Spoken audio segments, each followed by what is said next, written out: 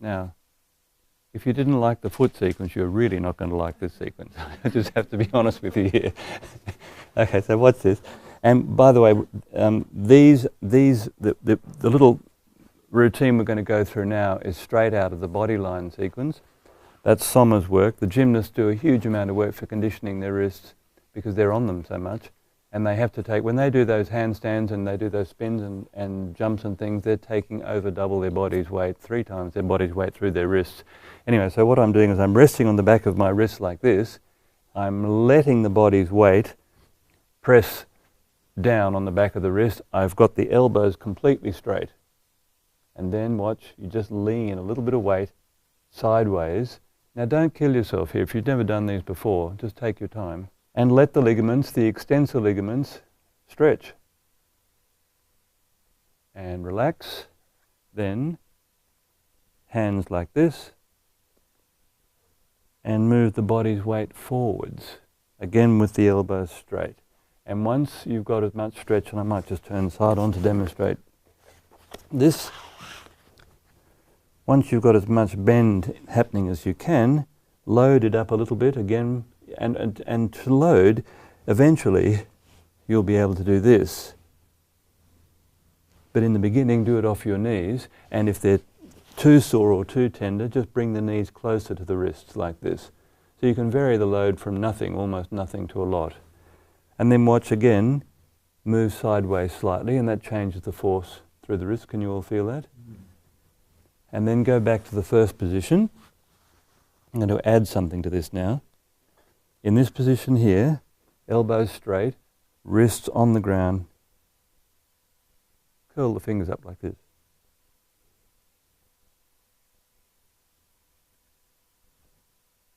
Try to keep the elbows straight, Christine. And there's another version of this. It looks like this.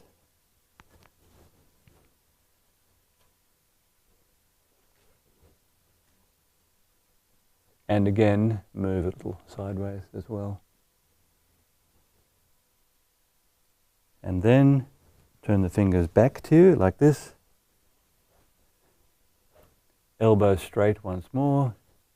And simply move your body's weight backwards. I might just turn and sideways and show you that from the side. Like this. And slight movement sideways as well.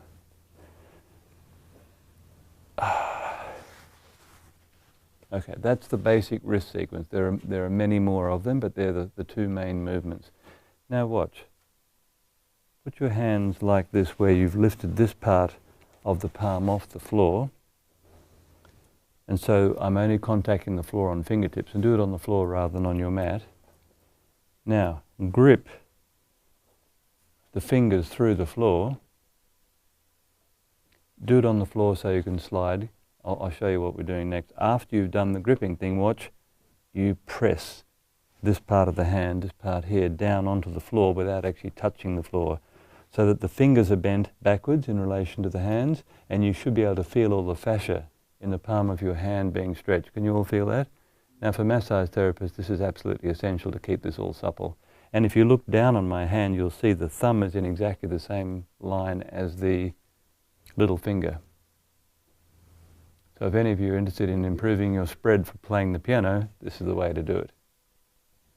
And now the other hand, so like this. Push the fingers away or sort of into the floor to spread them. And grip really hard as though you were trying to squeeze the fingers together through the floor. Stop, go further. Can you all feel that? And relax. Okay, now sit down please.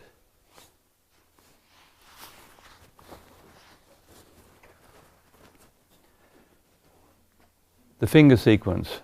We take, let's start with the little finger on the right hand so that we're all singing the same song.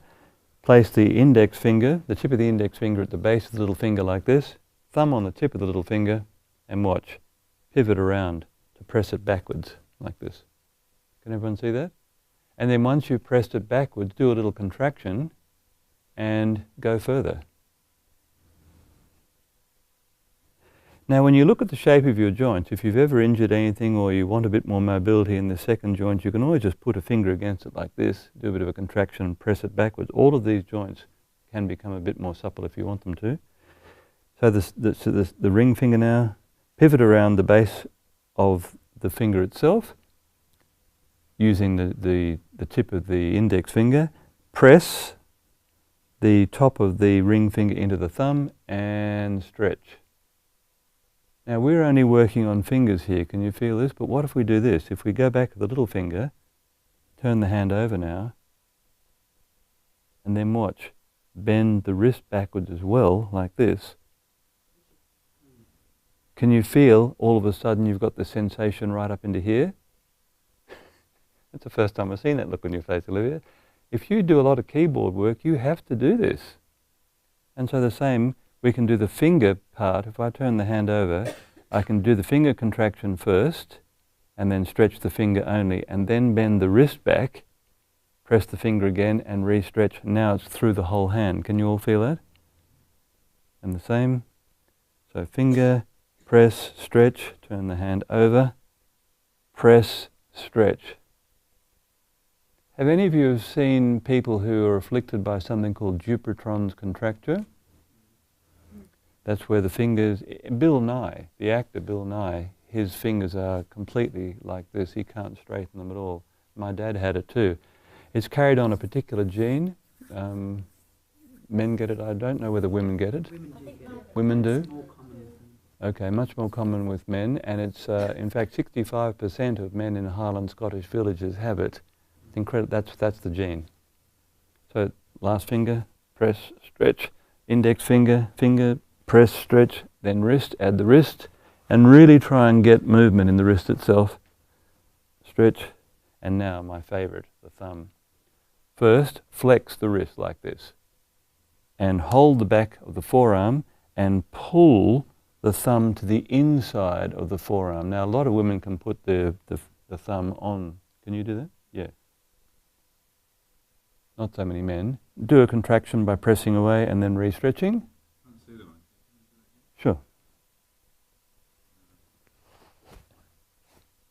Leighton Hewitt.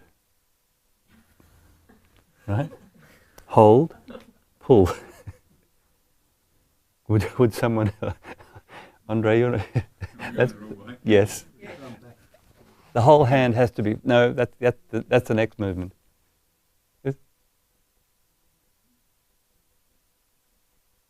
That's it.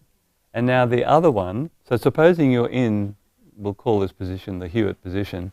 You're in the Hewitt position like this. Watch. You then turn the hand away from you like this and pull the thumb to the other surface of the forearm, and that's where people who used to get writer's cramp get writer's cramp in that muscle there. Can you see that line that's being pulled? Do a contraction and re-stretch. Now once you've done that sequence, just feel your whole hand. Is that amazing? Do you put the pressure on the last joint? Yes. Or yes. At the joint or right at the tip?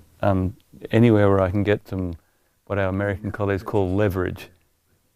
Okay, so the next hand, the other hand, press, stretch, turn the hand over, press and re-stretch. So to refine, the first movement is finger in relation to hand only. The second movement is finger in relation to hand and then wrist in relation to forearm. So we're stretching the whole of that line through there. So again, press, stretch, turn the hand over, press, straighten the elbow, stretch. I'm a great fan of public transport. This is what I do when I'm riding the buses or trains. Helps to keep people away as well.